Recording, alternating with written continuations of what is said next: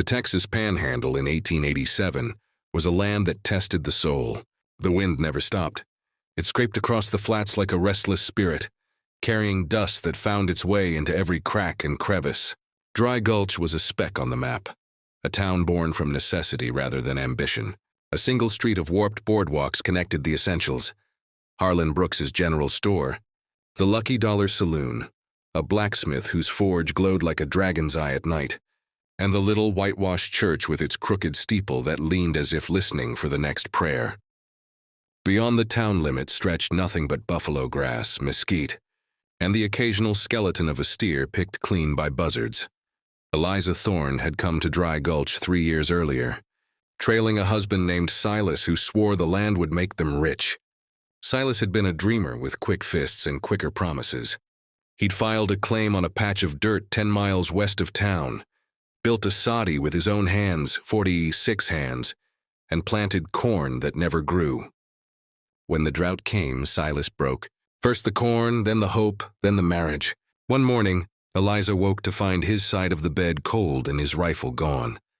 Whether he'd ridden north to the railhead, south to Mexico, or simply walked into the prairie to die, no one knew. Eliza stopped asking. She had a child to feed. Tommy was 6, small for his age, with his mother's chestnut hair and his father's stubborn chin. He hadn't spoken much since Silas left. Hunger had a way of silencing children. Eliza had sold everything: the mule, the plow, the wedding ring. She'd taken in washing until her hands bled, mended shirts by lamplight until her eyes burned. But winter was coming, and the last of the flour was gone. The church pantry had given her a sack of beans 3 weeks ago, and Pastor Ellis had looked away when she took it, pretending not to see the shame in her eyes. Now she stood in Harlan Brooks' store at closing time, the sun bleeding red through the dusty windows.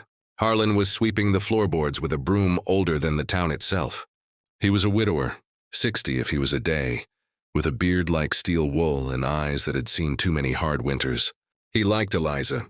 She'd always paid her debts, even if it took months. But today her pockets were empty. On the counter sat the last loaf of the day, rye bread, crust crackling, still warm from the Dutch oven out back.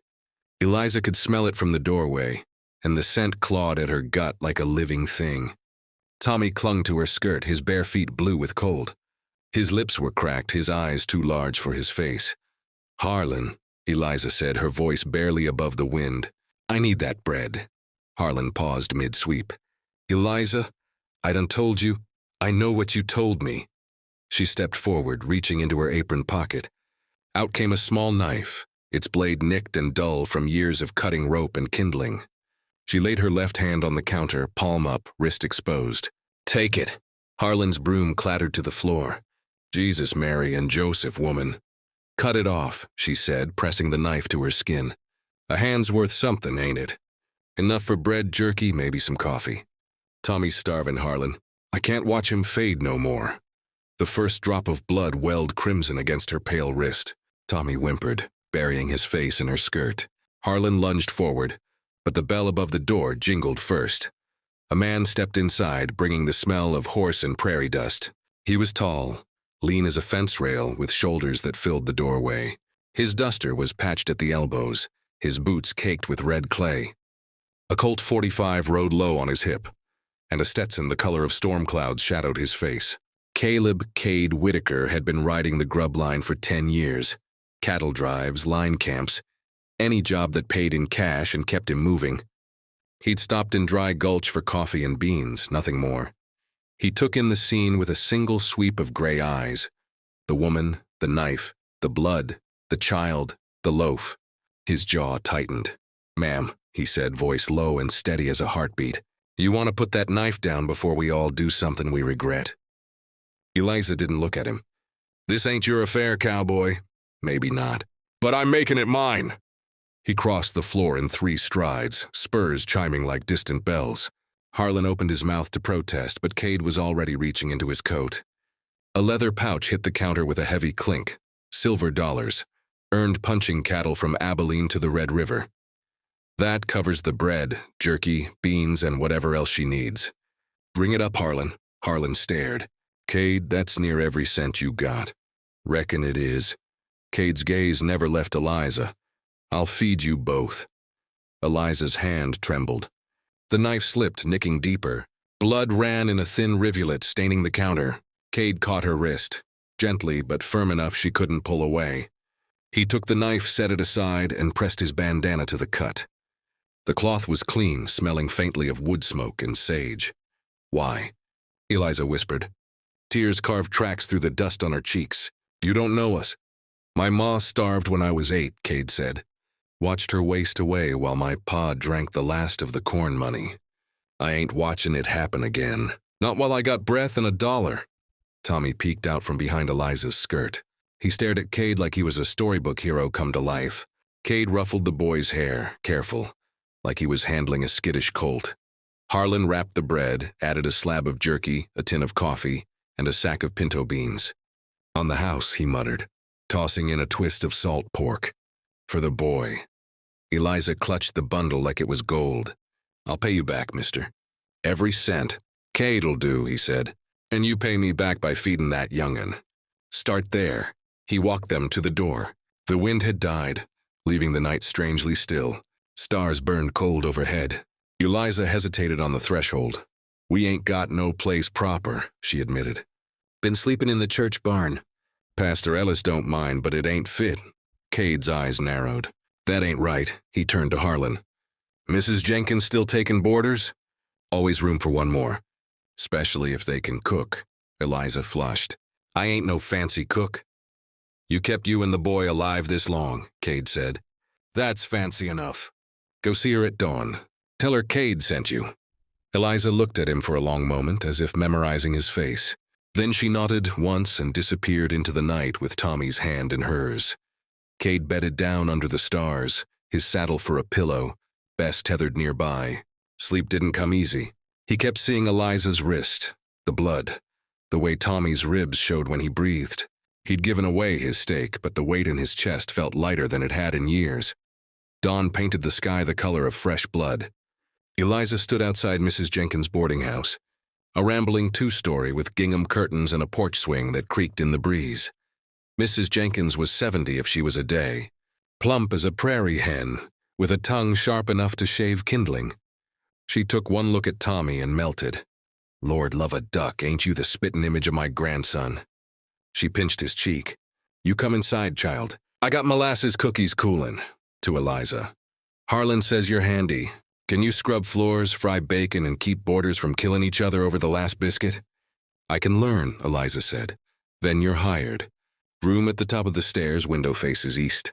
Wage is $2 a week in meals. Start today." Eliza's knees nearly buckled. She managed a nod, afraid to speak lest the tears come again. Word travels fast in a town the size of Dry Gulch. By noon, the story was everywhere. The widow who'd tried to sell her hand for bread, the drifter who'd paid with his last dollar. Some called Cade a fool. Others bought him drinks at the Lucky Dollar. He accepted the whiskey, but not the praise. "I ain't no saint," he told the bartender. "Just a man who's been hungry." That evening, Eliza found him outside the livery, checking Bess's hooves. She carried a bundle wrapped in brown paper. "Cade." Her voice was stronger now, though still soft. "I made you something." She unwrapped a scarf, yarn scraps knitted into stripes of blue and brown and faded red. The stitches were uneven, but the love in them was plain. "Ain't much," she said, "but it'll keep the wind off your neck." Cade took it, running calloused fingers over the wool. "Finest thing I ever owned."